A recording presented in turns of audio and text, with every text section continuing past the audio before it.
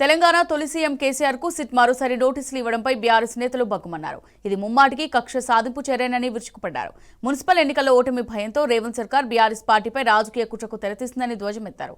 రాష్ట్రంలో ఉన్నది స్కీమ్ల ప్రభుత్వం కాదు, స్కామ్ల ప్రభుత్వమని నిప్పులు చెరిగారు.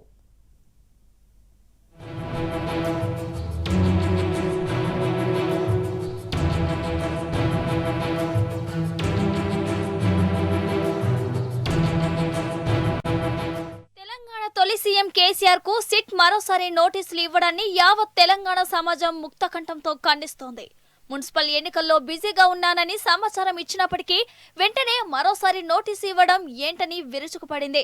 స్వరాష్ట్రం సాధించిన స్వాప్నికుడు కేసీఆర్ లాంటి మహనీయులపై బురద జల్లే ప్రయత్నం చేస్తే చరిత్రహీనులుగా మిగిలిపోతారని బీఆర్ఎస్ నేతలు మండిపడ్డారు.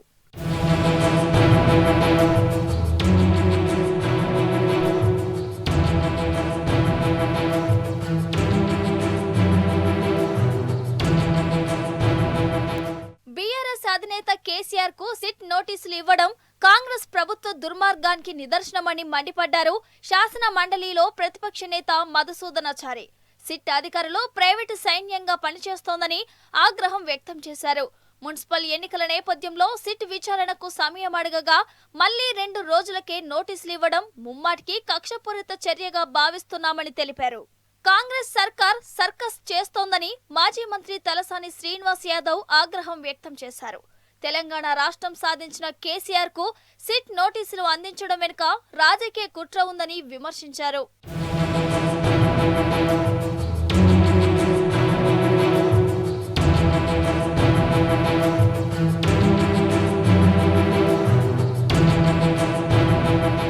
బీఆర్ఎస్ అధినేత కేసీఆర్ కు సిట్ నోటీసులు కాంగ్రెస్ దివాలా కోరుతనానికి నిదర్శనమని మాజీ మంత్రి జగదీష్ రెడ్డి మండిపడ్డారు. సీఎం రేవంత్ రాక్షసానందానికి నిదర్శనమని విరుచుకుపడ్డారు. కాంగ్రెస్ బీజేపీ ఒక్కటై కేసీఆర్ పై విషం కక్కుతున్నారని మండిపడ్డారు. సీఎం రేవంత్ ప్రజాపాలనని చెప్పి ప్రతీకార పాలన చేస్తున్నారని మాజీ మంత్రి సబితా ఇంద్రారెడ్డి విరుచుకుపడ్డారు. ప్రజా సమస్యలను గాలికొదిలేసి విచారణ పేరుతో కాలం వెళ్లదీస్తున్నారని మండిపడ్డారు. రాజకీయ కక్ష సాధింపులో భాగమే కేసీఆర్ కు రెండోసారి నోటీసులు ఇచ్చారని మాజీ మంత్రి సబితా ఇంద్రారెడ్డి విరుచుకుపడ్డారు. మున్సిపల్ ఎన్నికల్లో బిజీగా ఉండి కొంత సమయం కావాలని కోరినప్పటికీ 2 రోజుల వ్యవధిలో మరోసారి నోటీసులు ఇస్తారని ఆగ్రహం వ్యక్తం చేశారు. ఫోన్ ట్యాపింగ్ అంశానికి రాజకీయ నేతలకు సంబంధం ఉండదని బీఆర్ఎస్ పార్టీ ప్రధాన కార్యదర్శి ఆర్ఎస్ ప్రవీణ్ కుమార్ స్పష్టం చేశారు. ట్యాపింగ్ అనేది చట్టబద్ధమని తేల్చి చెప్పారు. కాంగ్రెస్ ప్రభుత్వ తప్పిదాలను ప్రజల గొంతుకగా బీఆర్ఎస్ నిలదీస్తుంటే రేవంత్ సర్కార్ తట్టుకోలేకపోతుందని ధ్వజమెత్తారు.